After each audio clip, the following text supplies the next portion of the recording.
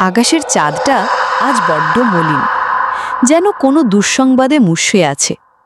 চারদিকে গাঢ় অন্ধকার, যেন প্রকৃতি তার সব আলো কেড়ে নিয়েছে। আমি আমার বন্ধুর সাথে একটা পরিত্যক্ত জমিদার বাড়ির পাশ দিয়ে হেঁটে যাচ্ছিলাম। স্থানীয়রা বলে এই বাড়িতে নাকি এক জমিদার তার স্ত্রীকে খুন করে আত্মহত্যা করেছিলেন। এরপর থেকে বাড়িটা ভূতের আঁকড়া হয়ে গেছে। আমার বন্ধু অভিক, যে কিনা ভূতে বিশ্বাস করে না, আমাকে চ্যালেঞ্জ করলো, চল না আজ রাতে ওই বাড়িতেই থাকি, দেখা যাক ভূত বলে কিছু আছে কিনা।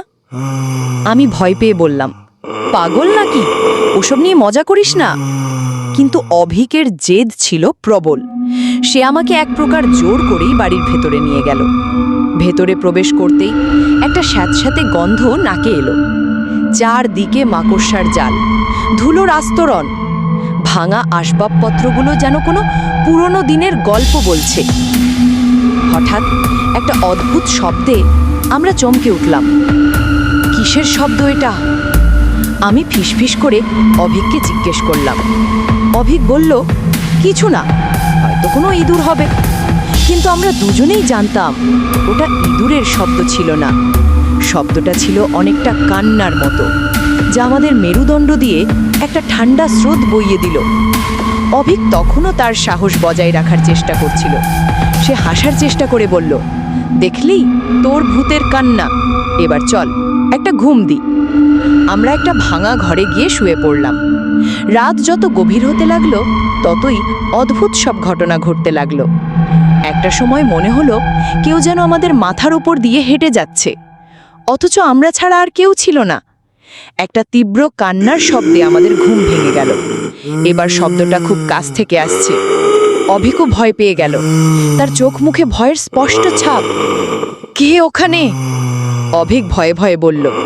কোনো উত্তর এলো না। হঠাৎ করে একটা নারী মূর্তি আমাদের সামনে হাজির হলো। তার সাদা শাড়ির আঁচল উড়ছে আর চোখ থেকে যেন আগুন বেরোচ্ছে। তার মুখটা বীভৎসভাবে বিকৃত। সে হাত বাড়িয়ে অভিকের দিকে এগিয়ে আসছে। অভিক ভয়ে কাঠ হয়ে গেছে। আমি কোনো মতে উঠে দৌড়াতে শুরু করলাম। পেছনে অভিককে দেখতে পেলাম সে যেন কোনো অদৃশ্য শক্তির হাতে বন্দী। তার হাত পা অবশ হয়ে আসছে। আমি প্রাণপণে দৌড়ালাম, পেছনে একবারও তাকালাম না। যখন গ্রামের মূল রাস্তায় এসে পৌঁছালাম তখন আমি হাঁপাচ্ছিলাম আর কাঁপছিলাম। পেছনে তাকিয়ে দেখি অভিক নেই।